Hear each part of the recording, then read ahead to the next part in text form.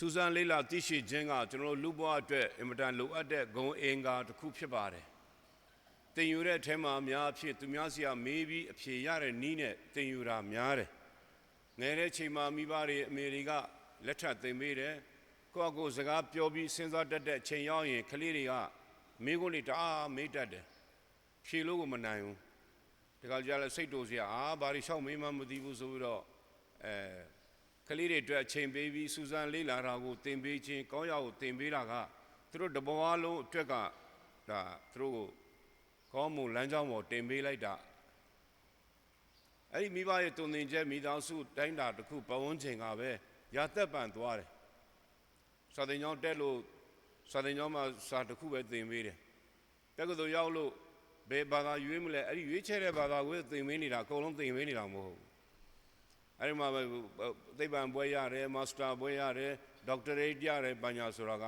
ခြေပြောလာတဲ့ဘာသာကြီးအများကြီးမှတစ်ခုလေးကိုရလာတာဒါလေးရတာနဲ့ဒီမှာမာစတာဘွဲရတယ်ဒီမှာဒေါက်တာရတယ်ဆိုတာနဲ့ဒါတွေအကုန်လုံးမသိသွားတာမဟုတ်ဘူးတစ်ချိန်လုံးဒီတစ်ခုပဲလိလာနေတဲ့အတွက်အဲ့ဒီညမှာသူကခြုံထွက်ပြီးတော့ကျန်တာတွေကတုံးသွားမသိဘူးကျန်တာမသိဘူးဒါပေမဲ့ကျောင်းမတက်ပါမတက်ဘဝကိုဖြစ်တန်းတဲ့ဘဝကျောင်းမှာတော့လူတွေကမြတ်မြတ်တတအကုန်လုံးကိုတင်ယူကြတယ်အကုန်ရတယ်အကုန်ရတယ်ဓမ္မနိတင်းရဖသက်မြေးတွေကိုတွေ့တော့ပြပြတယ်ပြပမှာ6နှစ်9နှစ်စာသင်ပြီးတော့ပြန်လာကြတယ်သူ့ကြည့်ပြီးတော့ကောင်းတယ်လို့စာသင်တာဒါပေမဲ့6နှစ်9နှစ်စာမြန်မာနိုင်ငံမှာဘယ်သူနဲ့မှမတွေ့ခဲ့ရဘူးကျောင်းနေပဲတန်ငယ်ချင်းပြပမှာကျောင်းနေတဲ့ပြည်တွင်းမှာကျောင်းနေပဲတန်ငယ်ချင်းဆိုတာမရှိတော့ဘူးတက္ကသိုလ်အတူတူနေတဲ့တန်ငယ်ချင်းတစ်သက်လုံးကိုယ့်ရဲ့ဘဝမှာအထောက်အကူပြုမဲ့ပညာတတ်ကျောင်းနေပဲတက္ကသိုလ်နေတဲ့တန်ငယ်ချင်းဆိုတာမရှိတော့ဘူးအကုန်လုံးတခြားနိုင်ငံမှာဒီမှာမရှိတဲ့အတွက်နင့်နာချက်ကအကြီးကြီးပဲလို့ဖာသာခုတက္ကသိုလ်တက်တယ်အခုအထိဖာသာကျောင်းနေပဲတန်ငယ်ချင်းဗုဒ္ဓဘာသာတွေတစ်နှစ်ကို2ခါအုပ်စုလိုက်လာလေကြတယ်သူတို့အတူတူခရီးသွားတယ်သူတို့ကဗုဒ္ဓဘာသာဆိုတော့ဖျားဘူးခရီးတွေသွားကြတာဖာသာပဲကားတွေစီစဉ်ပြီးလိုက်ပို့ပေးတယ်ဝန်ထမ်းတွေတက်ထဲမှာဗိုလ်မှူးတွေအင်ဂျင်နီယာအမျိုးမျိုးသောဘွဲတွေရပြီးတော့အစိုးရဝန်ထမ်းကြီးတွေတချို့ကလည်းအုပ်ချုပ်ရေးမှူးတွေမြို့နယ်အုပ်ချုပ်ရေးမှူးရပ်ကွက်အုပ်ချုပ်ရေးမှူးစသဖြင့်ခုထိလုပ်နေကြတာရှိတယ်တချို့ကလည်းအနားယူပြီး retire သွားကြတယ်ပြောချင်တာကဘဝမှာကျွန်တော်တို့အတွက်အထောက်အကူပြုမဲ့လူတွေအများကြီးရှိတဲ့လူတွေက interaction လို့ခေါ်တဲ့ထိတွေ့မှုကနေကျွန်တော်သိရှိလာတဲ့အရာ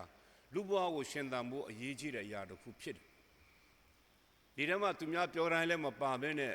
ကိုယ်ဘဝအတွက်တယောက်တယောက်မတူညီတဲ့ကိုယ်ဘဝအတွက်ရွေးချယ်ပြီးကောင်းတာကိုယူတတ်ခြင်းက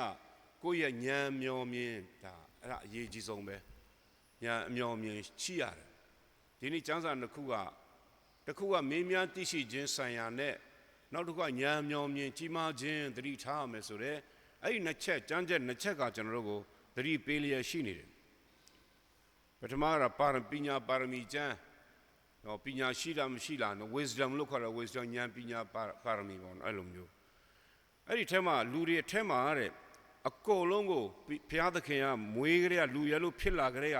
အကုန်ပြီးပြီးသားအရေးချင်းဘောင်းဆုံးပြီးပြီးသားအဲ့တော့ထုတ်သုံးတာလည်းမသုံးတာပဲကွာတယ်သုံးတဲ့လူကပို့ထင်းမြက်လာတယ်မသုံးတဲ့လူကရှိတာပါပျောက်ပြီးတင်မြုပ်သွားတယ်မသုံးတဲ့ဓာတ်ကတန်ကြီးတက်မှာပဲအဲ့ဒီဘောလေးတွေဖြစ်တယ်ဒါကြောင့်ခရစ်တော်ကဘာသတိပေးတယ်လဲဆိုလို့ရှိရင်တစ်ချိန်လုံးသူများကိုမိခိုးပြီးတော့သူများနောက်ပါတဲ့သဘောမျိုးလိုက်မယောင်ကြနဲ့တဲ့အထူးသဖြင့်လူတွေမှာစူးစမ်းပြီးတော့သိရှင်ပထမရွယ်မှာကလေးလေးတွေကဘာလဲဒါဘာဖြစ်လို့ဖြစ်သလဲဒီမှာဖြစ်တော့တန်ကဘယ်ရလာတာလဲဘယ်မှာပြေးတာလဲပောက်ကြရတွေမင်းနေတော့မေဖေလဲမဖြေတတ်ဘူးဘာတွေရှောက်မင်းမမသိဟောက်ပြီးတော့ပါဇက်ပိတ်ခိုင်းရတယ်ဒါစူးစမ်းလေးလားအလေလက်ရောက်ပြီးဥစ္စာချတဲ့ရွယ်ရောက်ပြီးဆိုလို့ရှိရင်စီးပွားရေးဘယ်မှာပတ်စံချီပတ်စံပေးစီးပွားရေးလို့ဘယ်လိုလုပ်ရင်ကောင်းမလဲဘယ်မှာဘာညာစီးပွားရေးနဲ့ပတ်သက်တာတွေလူမှုရေးနဲ့ပတ်သက်တာတွေအတွက်အခုနမေးမြန်းစုံစမ်းအသုံးပြုမယ်50ရောက်ပြီဆိုလို့ရှိရင်လူတွေရဲ့ concerns ဝင်ကကျမရေးတို့ကိုမိသားစုဂယုစိုက်တဲ့ဘက်ကိုပို့ရောက်သွားတာရောက်သွားမှာပဲ50 60 90မှာစီးပွားရေးတဲတဲမဲလုံးနေရင်အဲ့လိုအသက်တူပဲရှိမယ်မကောင်းစားတော့ဘူးစီးပွားရေးလုပ်ပြီးတော့သူမစားမတော့မအိတ်မဆန်စားရနဲ့ကိုမတန်ဘူးဖြစ်သွားမှာစုပြီးသူများကိုပြီးပြီးတော့ကိုသေရမှာပဲအဲ့တော့ ငါရှာပြီးကွာအသက်လည်း40 50 60ရောက်ပြီးငါလည်းနာနာနေစားမယ်သွားမယ်လာမယ်ငါရှာထားတာငါဆန်မယ်ဆိုတဲ့ဆန်တယ်လို့ခေါ်တဲ့ပြန်ခံစားတာအဲ့ဒီဟာလေးတွေအဲ့တော့တတိယရောက်ပြီးဆိုလို့ရှိရင်တော်များများကငါဘယ်ကနေလူဖြစ်လာတာလဲဘယ်ကိုသွားနေတာလဲငါသိရင်ဘာဖြစ်မလဲတမလွန်ဘွားမှာဘယ်တော့ရောက်မလဲငါအသက်ဘယ်လောက်မှသိမလဲငါအသက်ဘယ်လောက်လဲဆိုဟာငါဘယ်လောက်ရောက်ပြီနောက်အသက်ရှည်သွားမလားယောဂါတွေပြည့်စေရသေးတယ်ကျမကြီးကောင်းတယ်ဆိုလို့ရှိရင်ငါနောက်10နှစ်လောက်နေရအောင်ပါကျမကြီးမကောင်းဘူးဆိုလို့ရှိရင်ဆရာဝန်ကခမအသေးကမကောင်းဘူးခမနှလုံးကသွေးကြောချင်းတယ်ခမဂယုမှုဆိုင်လို့ဆိုနောက်ထပ်2 နှစ် 3 နှစ်ပဲလို့ပြောလိုက်ရင်အဲ့ဒါကျဲလိုက်တဲ့ဘုံကြီးပဲဘုံကြီးကျဲလို့လိုက်တာပဲကိုနာမအကျိတ်ရှိတယ်ဒီနာမကင်ဆာလို့ဘာလို့ပြောလိုက်ရင်တော့မှအဲ့ဒီကနေစပြီးအိမ်မပြောတော့ဘူးမနေ့ကကလေးတယောက်ကမေးတယ်သူလူကြီးသူ့အိမ်မှာလူကြီးတွေကင်ဆာရှိတယ်တဲ့ပြောပြရင်ကောင်းမလားမပြောရင်ကောင်းမလားတဲ့တော်များများတော့မပြောတာကောင်းပါတယ်သူပြောအောင်ထားပြီးတော့ကြည့်ပေးလိုက်ပါလို့ဒါပေမဲ့ तू ကသမအကုန်လုံးလက်ခံနိုင်တဲ့လူရှိတယ်ဆိုရင်တော့ပြောပြလို့ရတယ်ဒါပေမဲ့ဖြစ်နိုင်ရင်မပြောနဲ့လို့ကောင်းအောင်စားပြောသွားထားလိုက်တော့လို့ဘာဖြစ်လဲကင်ဆာပညာဆိုကြရလူတွေကဘုံဆိုပထမအဆုံးက depression ဝင်ပြီးတော့စိတ်ဓာတ်ကျပြီးတော့သွားလိမ့်မယ်ဆိုတော့ပြောပြရတာပေါ့နော်အဲ့တော့ဒီနေရာမှာမင်းမြန်းချင်းကခရစ်တော်ပြောတာကဘယ်နာမှလဲဘယ်မှာလဲဟိုမှာလားကဘာဘယ်တော့ကုန်မှာလဲနိုင်ငံတော်ဘယ်တော့တည်မှာလဲဆိုတာငါဘယ်တော့တည်မှာလဲဆိုတော့ကဘာကုန်ချင်းတော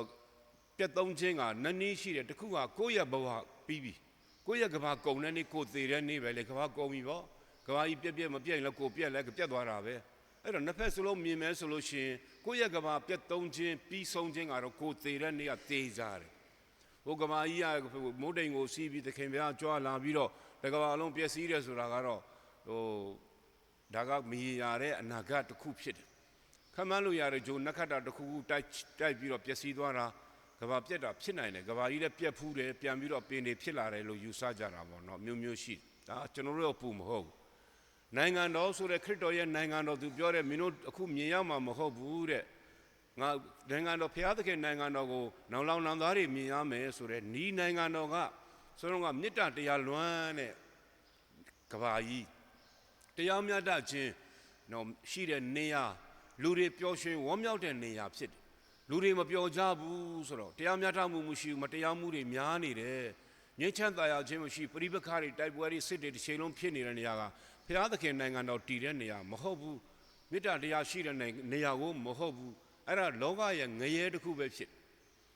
ခရစ်တော်များမေးတယ်ဘယ်တော့ကဘာကုန်မလဲနိုင်ငံတော်ဘယ်တော့တည်မလဲဆိုတော့ကိုခရစ်တော်ကဒီနှစ်ခုနဲ့ခိုင်းနိုင်ပြီးတော့အဖြေတွေပေးခဲ့တယ်ပထမချမ်းစာကတော့ကိုယ့်ရဲ့ဘဝကကိုယ့်ရဲ့နိုင်ငံတော်ပဲဖြစ်တယ်ချစ်ချင်းမြတ်တာလွမ်းအောင်နေတရားမြတ်တာဆိုပြုမှုဆက်ဆံပျော်ပျော်ရွှင်သေးခဲ့ဆိုတဲ့အတိုင်းပဲကိုယ့်ဘဝကိုဉာဏ်မြောင်မြင်တဲ့စီမံတက်ခြင်းကဘုရားသခင်နှလုံးသားထဲမှာတည်တဲ့နိုင်ငံတော်မှာမြစ်ပိုင်ဆိုင်တာနဲ့အတူတူပ